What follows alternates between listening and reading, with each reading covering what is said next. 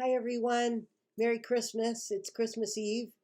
And this is Dr. Susan Marra, and this is Dr. Marra's Medical Minutes.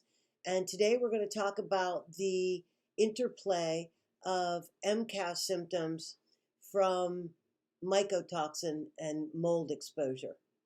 So, mycotoxins are very, very small molecules that are emitted by molds, and they are largely protective molecules to the mold. So they protect the mold from invaders into their territory. And they're very, very toxic. Some are more toxic than others, but generally mycotoxins are not well tolerated, especially by the human body. So mycotoxins are generally sort of seen as a toxin as well as an allergen. And so when you become infested with mold and mycotoxins, essentially you trigger the immune system, and it activates the B cells. The allergen or the antigen activates the B cells, which are made in the bone marrow. And those B cells produce antibodies that are particularly made in response to that antigen or allergen. So the antibody for Stachybotrys mycotoxin is specific for that, or ochratoxin, or penicillium. They're specific, okay? And as the antibodies are made, depending on what your genetics are, especially if you have an allergic constitution and you have those histamine-producing genes, HNMT, and I think the other one's histamine DAO. If you have those genes, oftentimes the presence of an antigen or an allergen can really trigger an MCAS response. And what MCAS looks like from a mycotoxin exposure is rashy, itchy rashing, rhinitis, coughing, asthma, headache, plugged ears, brain fog.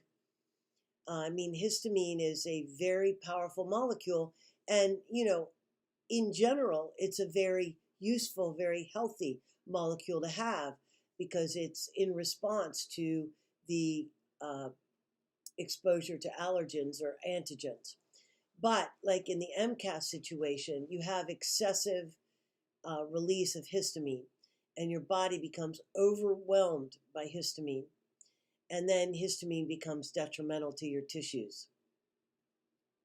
Long-term exposure to histamine weakens tissues.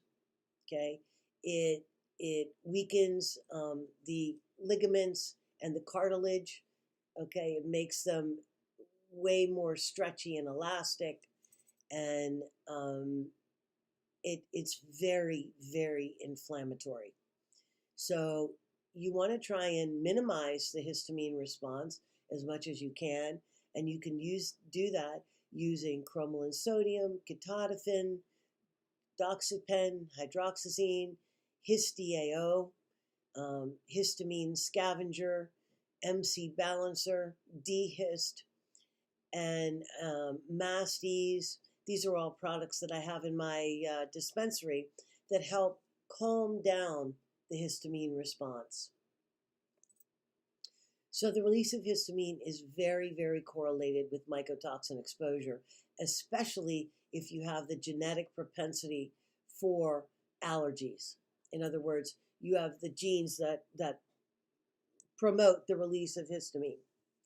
And so the first thing you want to do is get the person out of the moldy environment, get the histamine under control with the medications that I told you about, and start to begin to detox the patient.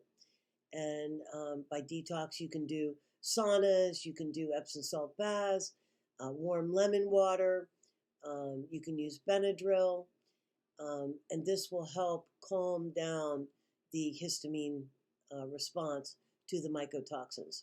Eventually, you're going to want to remove the molds, and you can do that using an antifungal, or you can do that using natural medicine, berberine, oregano, thyme, astaxanthin, resveratrol, and you can remove the molds which produce the mycotoxins, and generally the patient will feel much, much better.